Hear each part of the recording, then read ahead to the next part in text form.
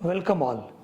For corporate tax purposes, there are many questions that are generally asked with respect to the expenses that you can debit to your P&L account while computing the taxable income. Welcome all. For corporate tax purpose, there are sometimes questions asked on the expenses paid for the employees, to the employees. Whether every expenditure that you incur for employees, is it allowed to be deducted or not? So recently, FTA has released one guide on computation of taxable income. In that, they have clearly mentioned what is the expenditure that is allowed to be deducted and what all are the expenditures that are not allowed to be deducted for corporate tax purpose. In that, detailed discussion was given or information was given on expenses that we incur for employees. Now let us look at that.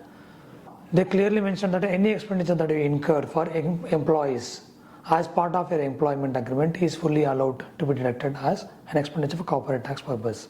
So it's not only the payment that you make, but also the benefits that you give to the employees in terms of giving them accommodation or giving them a car facility or providing them the insurance to the employees as well as dependents of the employees. All those will be allowed as expenditure for computation of corporate tax. Not only that, if you are conducting any particular event for the benefit of the employees, like annual event or any other concert only for the employees, then the expenditure incurred for that also is allowed to be deducted. The idea behind this is that the expenditure that you incur to conduct these things are generally to encourage or motivate the employees to work better for the business. So which means it is meeting the primary condition of any expenditure that we incur wholly and exclusively for business purpose is generally allowed as deductible expenditure for corporate tax purpose. By taking that as a basis, this expenditure which you incur for employees to give them some kind of entertainment in the form of any events or any occasional celebrations that you do will be allowed as deductible expenditure. In that events, you may have your employees as part of the participants.